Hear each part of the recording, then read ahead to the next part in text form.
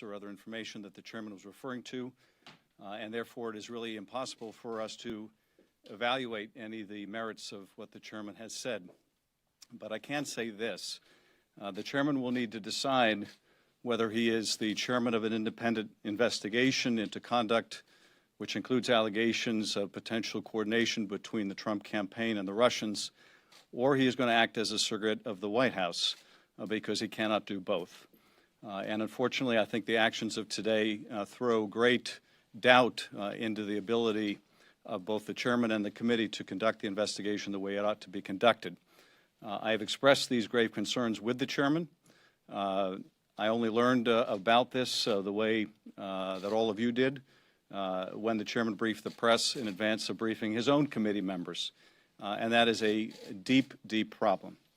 I think it does underscore the importance of establishing an independent commission, a body that is fully independent of any political considerations, including those that may emanate from the White House. That would certainly give me a lot of confidence that in addition to whatever work our committee does and the Senate Intelligence Committee does, that there is a truly independent body that is looking into the grave issues that have been raised. Second, with respect to the intercepts themselves that the chairman referenced, those have not been provided to the committee for our evaluation. But on the basis of what the chairman has said and on the basis of my conversation with the chairman, I can say this. There is still no evidence that the president was wiretapped by his predecessor. President Trump's claims that he was remain as baseless today as they were yesterday. And they were the day before when the directors of the FBI and NSA testified that they were made without any basis in fact. If the incident today is an indication that after making the baseless claim, the president then aggravated the damage by implicating the British in a potential plot to have the British surveil him on behalf of President Obama, and now is attempting to interfere in the congressional investigation, again with the effort of trying to provide some substance to a claim without substance, then the damage, the wrecking ball of this allegation has just claimed another victim, that being our own committee. What I understand from the chairman is that he has reviewed intercepts of foreign intelligence. And what I understand from the chairman is there's no indication that that surveillance was anything but lawful. And what people need to understand about foreign intelligence gathering and incidental collection is if we are listening to two foreign spies, for example, talking to each other on foreign soil, or two representatives of a foreign government, and they mention a U.S. person, that is incidental collection. It doesn't necessarily mean there is a call from a foreign party to a U.S. person. Even the mention of a U.S. person is incidental collection, and that name would be masked. If there is a call with a U.S. person or U.S. person identities are involved at all, those names are masked. But there are proper procedures for unmasking a name. When it is necessary for the intelligence agencies to understand the significance of the intercept, and they cannot do that when the names are masked, you can properly unmask the name. The chairman has provided no evidence that any names that were unmasked improperly. And of course, without the ability for the committee to look at the intercepts, we're not in a position to evaluate whether the procedures were followed or were not followed. Moreover, as I understand from my conversation with the chairman, most of the names in the intercepts were in fact masked. And the chairman's concern was that he could still figure out the identities of some of the parties even though the names were masked. Well, that doesn't mean that the masking was improper. And so, again, it's impossible to evaluate whether there's any there in terms of these intercepts without the committee being able to look at them. And thus far, the chair has not provided this evidence to the committee. So this is deeply troubling along many levels. But among the most significant levels is it really impedes our ability to do this investigation the way we should. I've been part of investigations that were conducted properly when the House Intelligence Committee investigated Benghazi, and I've been part of investigations that were not, such as the Benghazi Select Committee. It was my hope that our investigation could be conducted properly. It's still my hope that this investigation should be conducted properly, but unfortunately the actions of the chair throw that very much in doubt, and I'd be happy to respond to your questions. Yes? Two questions. One, what is the Democrats' next step here? Are you planning on pulling out of this investigation the way that you did during the Benghazi inquiry? And two, did Chairman Nunes reveal any classified information today by his disclosures to the press? Well, on the first point, we actually stayed on the Benghazi Select Committee, though we knew from the outset that it was essentially going to be a political instrument to tear down Secretary Clinton's numbers. And of course, we will have to analyze what this development means.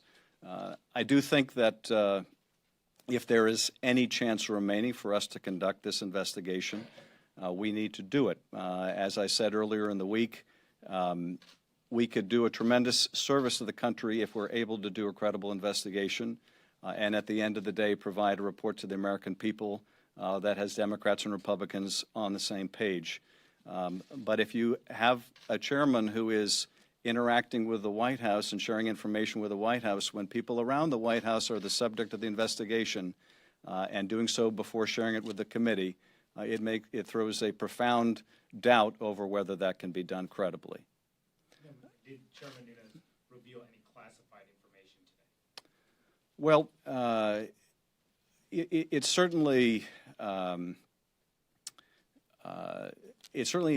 inappropriate for us to be discussing whether specific people were the subject of collection or incidental collection to any degree that can divulge who the targets of that surveillance may be. So I'm not prepared to say that what the chairman said was classified or unclassified. I can say that it is beyond irregular to receive any evidence that's within the scope of an investigation, and clearly if the chairman is right about the content here, it's within the scope of the issues we're looking at about whether masking procedures are followed and whether things are being leaked. And I would say that the most profound concern here I have is that these actions simply raise enormous doubt about whether the committee can do its work. And I think that more than anything else I've seen, this makes the most profound case for the formation of an independent commission. Yes. To follow up on this question, on Monday we heard quite a bit about, from several committee members, about improper unmasking of individuals who were collected in warranted surveillance. What is this fundamental difference between what the chairman did today and what the complaints were on Monday? Well, first of all, with respect to what we were discussing on Monday, we could actually discuss concrete things. We could, if there were a specific instance where there was an unmasking that we were concerned about, we could ask the questions about it. Here we have no information about who was masked or who was unmasked, and indeed, based on what the chairman told me, the names were masked apart from a single name which wasn't necessarily anyone connected with the Trump organization. The concern the chair raised with me was that the names that were masked he believed were associated with the president or his associates. Did he unmask the president today? I don't know. Again, this is the problem. This is the precise problem when the information is not shared with the committee itself. We will be seeking this information. We will be evaluating it, and once we've had a chance to review it, I will issue a statement about what I think it says and what I think it doesn't say. But here we're operating on hearsay, and this is simply not a way to conduct an investigation. Yes? On that point, had the committee been previously briefed about the intercepts in general, or had you had any background knowledge about these intercepts? You say you don't have these intercepts, but were you aware of these intercepts? Do members of the committee have information about them? Well, it's impossible to know because we don't know what intercepts the chairman is referring to. So, again, my assumption from what the chair said is that these are intercepts that we don't have. But he also said this doesn't relate to the Russia investigation. So if it doesn't relate to the Russia investigation, If they were lawfully conducted, and he said there's no reason to believe they weren't, then we wouldn't have them as a part of the investigation. Now, we have made a request of the intelligence agencies for information about their masking procedures. If indeed it's within the scope of our request, then it's information we should be getting. And if that's true, and I think the chairman indicated he thought that the information he'd received is within the scope of what we've asked for, then it's a significant question that if this is within the information we've asked for that the agencies are going to be delivering to us later this week, then why make the statement to the press before we have it? It just begs more questions, frankly, than it answers. Yes. Is there any reason to believe, I know we discussed briefly the president, but just to kind of clarify, is there any reason to believe that the president or members of his family were people present in these documents? You know, again, you would have to ask the chairman because he's the only one on the committee that I'm aware of that's been able to see this. Did he express that to you? Did he say, I think these people are involved? You know, I don't want to characterize precisely what the chair said, and I think if you look at what he has said publicly, it's not very clear because he's used words like may have been or it might be, and how can we evaluate the strength of that information? We just can't. And again, this just underscores why this is not how you conduct an investigation. You don't take information that the committee hasn't seen and present it orally to the press and to the White House before the committee has a chance to vet whether it's even significant. Yes. What assurances did you receive from Chairman Nunez that the committee can move forward in bipartisan? I'm sorry? What assurances did you receive from Chairman Nunez that the committee can move forward in bipartisan? Well, you know, I have to say I expressed my grave concerns about how this was handled, and I'm not sure that at this point we're likely to get those kind of assurances. Certainly we're going to have a much more lengthy discussion of this when we meet as a committee. But it casts quite a profound cloud over our ability to do our work. And I do think that the concern over Russian intervention in our election is one that permeates the Congress, and it's a concern that Democrats have, and it's a concern that Republicans have. And I have to think that most of the members of the House want a bipartisan investigation to be done. But this is not the way to do it. Yes? Did Chairman Nunez tell you how or where or in what way he viewed these documents or was alerted to their existence? And also, you've said that you're gravely concerned and you criticize the chairman right now, but are you pursuing any sort of more formal censuring of him in light of what happened?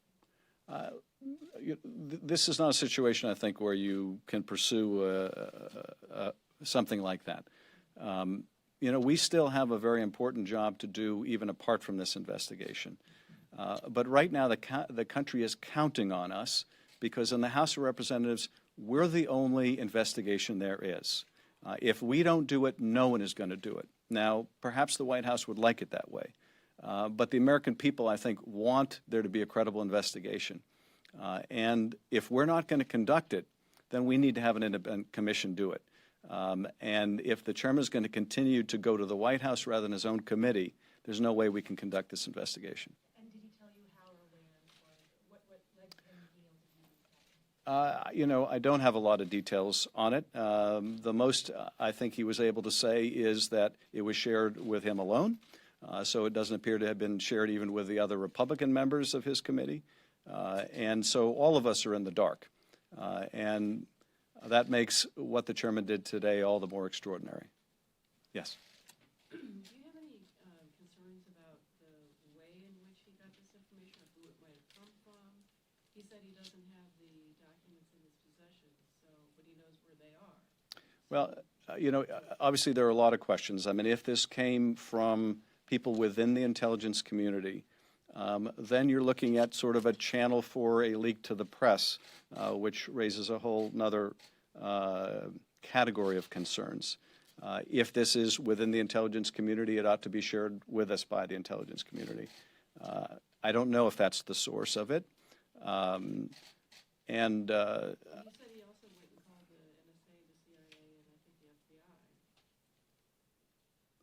the You'd have to ask the chairman. Again, we have no idea where these documents came from, whether they even show what they purport to show. But even if they do on the basis of what the chairman said, the underlying fact is still the same. There's no evidence to support the president's contention that he was wiretapped by his predecessor. So I'm not sure what the point of this extraordinary process is. And I have to hope that this is not part of a broader campaign by the White House aimed to deflect from the director's testimony earlier this week. But again, not having seen the documents, not having the chairman share those documents with either Democrats or Republicans on the committee, there's simply no way for us to evaluate. Do you have any idea of how many names were in here, masked or unmasked? I have no idea. Dozens? There's no way for us to know. Yes. It seems like that the decision about an independent commission is in the hands of Paul Ryan. Have you talked to him about that, and do you have any plans to do so? I certainly intend to do so.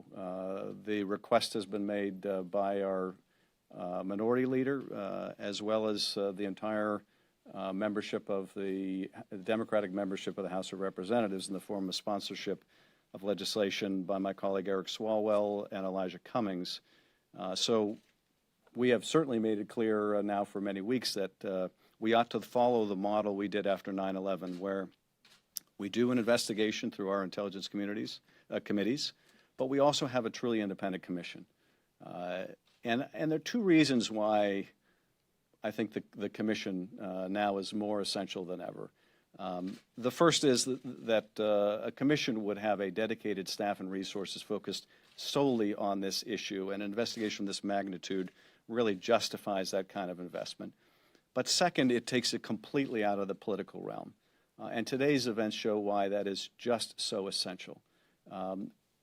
A commission like the 9/11 Commission wouldn't have one of its chairs go to the White House when it obtained new information. And we just cannot continue along that kind of a path. So I think more than anything else, today's events have underscored the imperative of an independent commission. Did he tell you? Yes. Did the chairman give you any indication why he decided to go to the White House before he came to you with any information? No, and that's a good question for the chairman.